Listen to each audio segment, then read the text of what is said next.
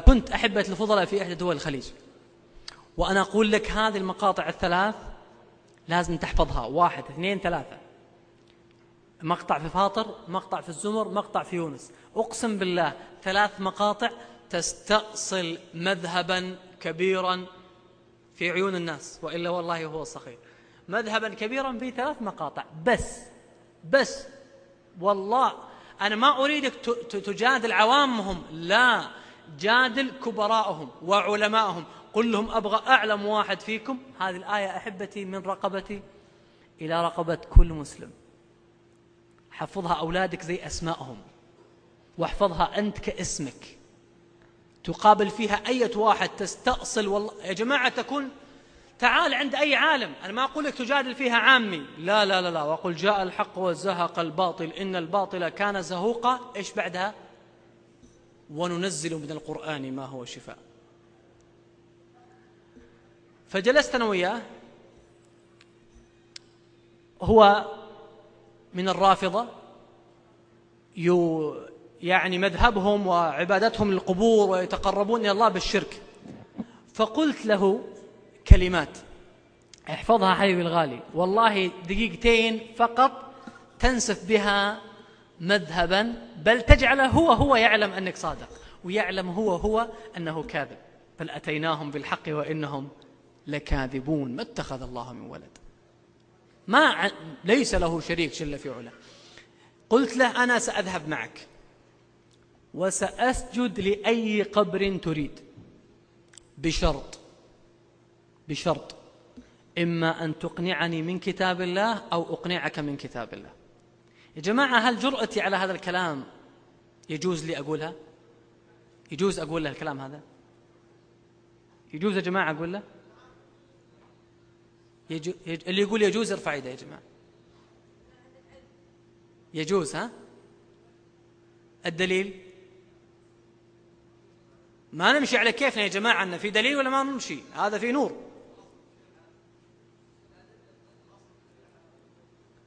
طيب أعطيك الدليل. يقول الله عز وجل للنبي عليه الصلاة والسلام: وأن تجادل النصارى قل إن كان للرحمن ولد.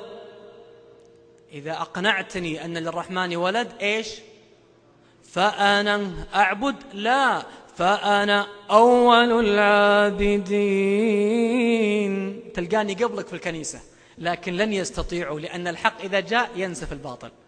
عشان كذا الله عز وجل لما قال لهم قل إن كنتم في ريب مما نزلنا على عبدنا، ما قال فقد كفرتم، قال فأتوا دين عظيم، قوة في النقاش. تعال أعطني برهانك وأعطيك برهاني. ينسف برهانك لأنه كلام الله. قلت له تعال بيني وبينك كتاب الله. تدري ايش قال لي؟ قال بس ما تجيب لي من كلام محمد عبد الوهاب عليه رحمة الله. قلت له إن طقت لك اسم ابن عبد الوهاب عليه رحمة الله وأسكنه الله في الجنة فرده عليه ولا كرامه. والله ما تسمع مني معلومة منه، كلمة محمد عبد الوهاب ما تسمع. قال ولا ابن تيمية. قلت له ولا ابن تيمية. هب أنهم رحمهم الله لم يوجدوا في التاريخ أبدا. سنرجع إلى كتاب الله فقط. يكفي اي وربي يكفي. أولم يكفهم أنا أنزلنا عليك الكتاب يتلى عليهم إن في ذلك لرحمة وذكرى لقوم يؤمنون وجاهدهم به جهادا كبيرا. نسف على طول. قلت له الآن ماني مناقشك في معاوية رضي الله عنه وفي أنهم محفظين عيالهم كلهم المظلمة وفاطمة أبدا كل كتب. قلت له والله الآن هب أني أسلم بأن كتبكم كلها صح وأنا وياك متفقين، إيش تبغاني أسوي الآن؟ آمنت، يلا نروح ندعو الحسين والحسن والموتى عليهم رضوان الله. قال نعم. قلت له أنا بعد أن أؤمن بكل كتبكم سأتخبط بين كفر وكذب وشرك. واضح يا جماعة؟ قل له لا كلامكم كله كويس وبحار الأنوار وكتبكم كلها صحيحة، لكن تعال نعرض عشان نتأكد دينكم صح ولا لا. بعد ما نؤمن بدينكم نعرض على كتاب الله. والله ستقع في شرك وكفر وكذب، وأنا مدين أن أثبت هذا من كتاب الله. قلت له هذا الدعاء عند قبر الحسين رضي الله عنه وعند قبور الأموات هذا شرك. تدري ايش قال لي؟ قال لي ما في دليل، هذا بس من عند كلام محمد بن الوهاب عليه رحمة الله. قلت له خذ الدليل، احفظ الدليل الأول. زين يا جماعة، الدليل الأول من سورة فاطر، سجل عندك. ترى يا جماعة مسؤولين نحن عن كلام الله عز وجل أن ننقله. الدليل الأول وشو؟ نص أن هذا شرك.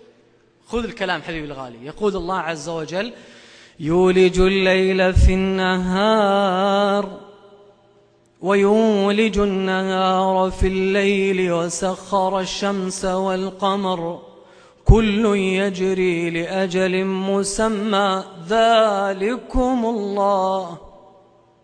ذلكم الله ربكم له الملك. حط تحت له الملك كم؟ مليون خط. كم من الآية؟ والذين تدعون من دونه، الحسين من دون الله، والحسن، والنبي عليه الصلاة والسلام، والملائكة، كلهم دون الله. الله جل جلاله قال: الله ربكم له الملك. طيب اللي ندعو من دونه إيش لهم يا رب؟ والذين تدعون من دونه ما يملكون. ما يملكون من إيش؟ من تمرة؟ نواة؟ ما يملكون من قطمير. يعني التمرة نأكلها، النواة نزرعها، القطمير لا نأكله ولا نزرعه. يقول الله: الذي ليس لا تحتاجه أصلا ولا أحد يبغاه ما يملكونه. واضح يا جماعة؟ والله الرجل كأني أقذف بصواعق في وجهه والله. قال: بس ما هو شرك؟ قلت: الآن بتجيك الآيات، أنا ما بعد كملت. قلت: الآن بعقلك لما أقول لك هذا عنده 50 مليار ويعطي من يشاء، وهذا ما عنده ولا ريال، تروح لهذا؟ إلا إذا ما تصدقني. كمل الآية الآن، هذا خطاب عقلي. ما يملكون من قطمير إن تدعوهم، تقعد عند قبره تدعوه لا يسمعوا دعاءكم. نصدق الله؟ نصدق الله يا جماعة؟ نصدق الله. ولو سمعوا، يعني في أحسن أحوالهم، ما استجابوا لكم. هذا خسائر في الأرض. ويوم القيامة، كمل الآية: ويوم القيامة سيخرج الله من دعا ومن دعي أمام بعض، ويكفر هؤلاء بهؤلاء يجحدونهم. ويوم القيامة يكفرون بإيش؟ بذنبكم، عملكم، ولا بشرككم؟ بشرككم. اسم شرك ولا لا؟ اسم شرك. ولا ينبئك، ايش قال بعدها الله؟ ولا ينبئك مثل خبير. يعني لا تدور فتوى بعد هذا الكلام. والله يا جماعة قال لي: آمنت بالله والله لا أدعوهم، لكنهم يا شيخ يقربون إلى الله زلفى. يقول إحنا عندنا ذنوب، هم يقربون إلى الله. قلت: خذ المقطع الثاني من سورة الزمر. يقول الله عز وجل: والذين اتخذوا من دونه أولياء إيش؟ ما نعبدهم. أجل إيش مقعدك على قبره؟ إلا إيش؟ إلا ليقربونا إلى الله زلفى. ما تنتهي الآيات هذه اللي فيها خطوط حمراء في الشرك إلا بنهاية قاصمة. إيش قال الله بعدها؟ قال صح كلامهم؟ لا، قال: إن الله يحكم بينهم فيما هم فيه يختلفون. يا رب عطنا الحكم ما هؤلاء. إن الله لا يهدي من هو كاذب كفار. سنتخبط بين شرك وكذب وكفر. قال: والله لا يقربون. بقيت يا شيخ قضية الشفاعة، يشفعون لنا عند الله. تنكر الشفاعة؟ افتح سورة يونس، كلام عظيم يا جماعة، قواصم. وبداية الآية ونهايتها تعلمك أن القضية عبادة وشرك. هناك والذين اتخذوا من دونه أولياء ما نعبدهم، عبادة. إيش آخر الآية؟ كاذب كفار، صح؟ طيب في الآية في سورة يونس ويعبدون، شفت الكلمة؟ سماها يعبدون، تسميها غير اسمها بكيفك، الله سماها يعبدون. ويعبدون من دون الله، هم دون الله؟ اي والله دون الله. ويعبدون من دون الله ما لا يضرهم ولا ينفعهم. تسأل تقول ليش؟ ويقولون هؤلاء شفعاؤنا عند الله. ما انتهت الآية؟ قال الله قل، ناظرناهم يا جماعة بكل شيء، خل ناظرهم بكتاب الله. قال قل أتنبئون الله بما لا يعلم في السماوات ولا في الأرض. يعني أنت جاي تطلع لنا دين جديد ما علم الله أنه هو يريد هذا ويحطه في القرآن؟ قل أتنبئون الله بما لا يعلم في السماوات ولا في الأرض. إيش نهاية الآية؟ إيش نهاية الآية؟ سبحانه وتعالى عما يشركون. إذن شرك ورا شرك ورا شرك، وكفر وكذب. والله يا جماعة تدري إيش قال؟ قال آمنت بالله والله لا أدعوهم والله لا نتخذهم بعد هذا الكلام من كتاب الله. يقول إحنا كلنا معبين أن هذا كلام محمد عبد الوهاب عليه رحمة الله، لكن ما دام الكلام من هذا، تعرف إيش قال حبيبي الغالي؟ وهذا يا جماعة اللي يخليك تنسف المذهب تماما. يقول إحنا علمونا أن القرآن ما يقدر أحد يفهمه، ما يفهمه أحد إلا عن طريق آل البيت والمعممين فقط. صح يا جماعة؟ طيب إحنا ما حد قال لنا أنه ما في أحد يفهم القرآن، ليش ما نفهمه؟ ليش ما إذا قرينا ما فهمنا نرجع تفسير؟ نسأل أهل الذكر، هذا اسمه مدكر. أما تقرأ. طيب إيش الرد عليهم حبيبي الغالي؟ قلت له سأرد عليك من كتاب الله واذهب فقل لهم. قال والله، وأخذ يا جماعة يكتب، قال والله لأرجع وأحاج كبيرهم وصغيرهم. قلت لأثبت لك من كتاب الله أن كلامهم هذا كذب، أنه ما نفهم الدين إلا عن طريق آل البيت وعن طريق من زعموهم هم.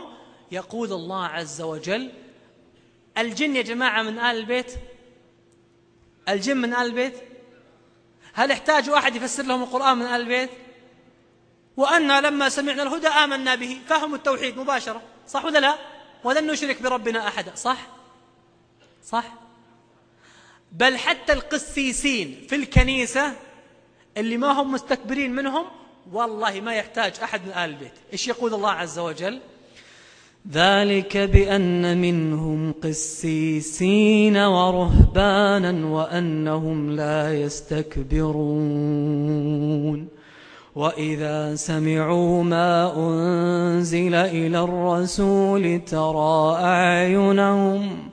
ترى أعينهم تفيض من الدمع مما عرفوا من الحق يقولون آمنا.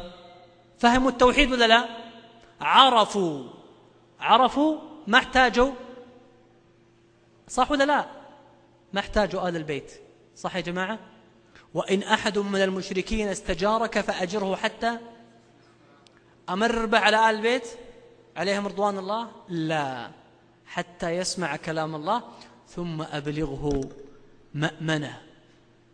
يقول أقسم بالله هذا الكلام لو عندي كان والله ما بقيت ولا حسينية إلا نفضتهم فيها، لأن الله يقول وجاهدهم به جهادا كبيرا. أنا أبغى كل واحد يا جماعة تعرف الآية اللي يحتجون فيها كلها ضدهم، الآية اللي يحتجون فيها.